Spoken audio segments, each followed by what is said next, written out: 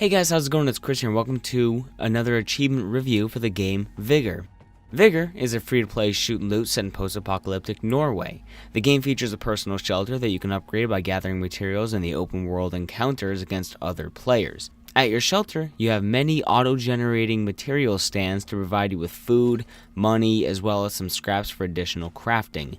The shelter also features a firing range and real solvable Rubik's Cube to keep you busy. The objective of the game is to craft guns, ammo, and healing items and then go out into the world via different maps, either solo or with a friend. Out there, you're going to be looting and trying to escape the map while other players try to do the same. Additionally, there's a care package that's dropped partway through the match that contains a tiered rarity set of items which can be upgraded in the pre-game menu based on currency that you and other players spend. The crates themselves contain anything from materials, gun blueprints, and even character customization items. As for a number of achievements the game has a total of 30, and as for completion difficulty, I'm going to give it an 8 out of 10, and you'll see why. Initially, it's not that hard, but some of the later achievements are absurdly grindy if you don't pay for things, essentially, because it is a free-to-play game. Now, as for time to complete, there's no time tracking on Xbox or through True Achievements for this game. I have no idea how many hours I've played. I've played a fair amount, and if I had to guess, I've easily put in 20 to 30 hours already, but that's just a guess. I really don't know. Does the game have plentiful resources for guides and walkthroughs? Well, most achievements you don't really need them, as a majority of them are accumulative or resource-based. That being said, True Achievements has numerous guides, as well as tips and tricks on how to exceed and just pointing you in the right direction.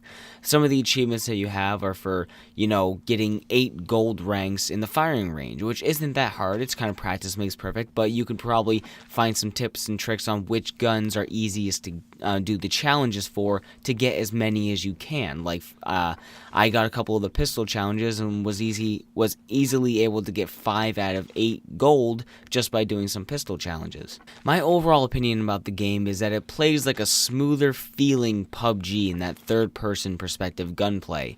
Shooting feels awkward, but adaptable if you work your way into it. The game is free, so it incentivizes you to purchase in-game currency in order to succeed at a greater rate and pace. For example, as you go into an encounter to gather loot, you can pay in-game money to make loot more plentiful for everyone else on the map and you. But the problem is that in the encounters when you die, you lose everything you went in with and gathered. So if I bring in my Thompson SMG, some bandages, and some additional ammo, and I die right at the start, I lose all of that. I have to go back home and use materials and craft those things again. However, you can pay your real money currency to get insurance, which protects you from losing your stuff for one match if you die. Otherwise, you need to find an escape point on the map and successfully leave to claim your items. Now, for the in-game money currency that you're going to be spending and gaining, there is a portion of your shelter that is dedicated to generating that in-game money currency, the pay-for currency. You can get it in-game, but for example, I play the game at night, collect my resources, maybe do an encounter or two, get some more resources, and slowly upgrade my base as I go along. And it's kind of like a daily check-in type of game for me. I'll come back tomorrow morning or tomorrow after work, and I will have generated about 4 to 9 of the money currency from my antenna. But it costs about 60 of that currency for insurance for one match to make sure you don't lose your items. So, as you can see, you do generate some, but it's still heavily incentivized on you actually spending a little bit of money, which I think is fair. I think it's okay to spend just a tiny bit of money, like maybe $20 total on the game, just to help you out a little bit, help you get some materials faster, but I still don't really recommend just pouring money into the game for that kind of thing. The hardest achievements you're going to be working for are accumulating 1 million materials in your stash.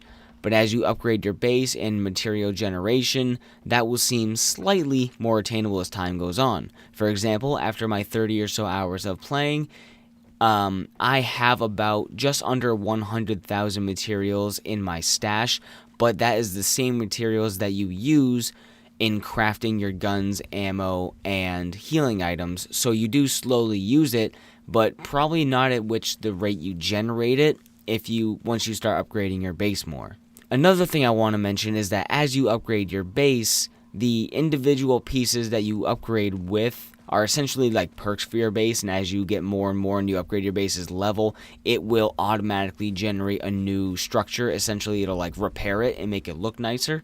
However, I want to mention that every time you go to purchase one of these upgrades with your materials, unfortunately, they are kind of like a mobile game sense in the fact that they are timed.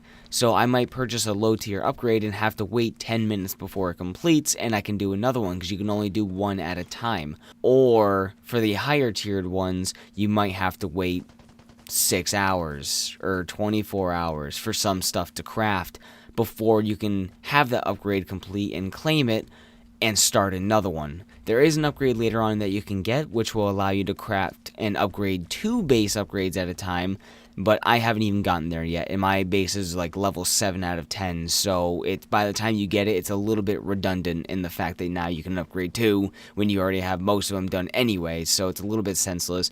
But just keep that in mind that as you upgrade your base, you have to let a certain amount of time pass before the upgrade is implemented and completed. Also, for a harder achievement you have to actually solve the Rubik's Cube that is in your shelter. However, what I did and what most of the people usually do is you can find a Rubik's Cube solver online where you kind of input this, you shuffle it in the game, and then you basically copy the colors, the sticker placement on the cube in the game and the cube online, and then you make the online bot solve it for you and then follow the instructions on how to solve it, and you can get that achievement. It's not that hard. It takes a little bit. If you screw up, just try it again, reshuffle it, blah blah blah. It's not that hard. But also, you have to acquire 20 character customizations as well as 20 gun blueprints. And those are definitely the hardest achievements that most people don't get, because the character customizations are stuff that you get from either purchasing with real money or from the supply drops that drop in game, and they have to be like really high tier supply drops that you have to upgrade like 3 times in a match in order to even get a chance at claiming, and you have to get like 20 of them. So that's definitely the hardest achievement I think you have to go for. However, you can go through this long rigmarole that I read about, which I haven't done yet, to claim free cosmetic items gifted from the developers by doing some convoluted stuff, going online, making an account there, claiming it, sending it to the Xbox app, inputting it there, and then you just have to go through all this like crap. But you can get that achievement way easier, but if you want to go through the struggle of that. In conclusion, the game is an easy 600 or so gamer score for roughly 20 to 25 hours, depends on how quickly you adapt to the game. And would I say, is it worth it? Sure, but you probably won't complete the game anytime soon. So that's going to be it. Thank you guys so much for watching. If you enjoyed, please leave a like, subscribe for more, check out my other Gamerscore related videos in the playlist, and I will see you in the next video. Later.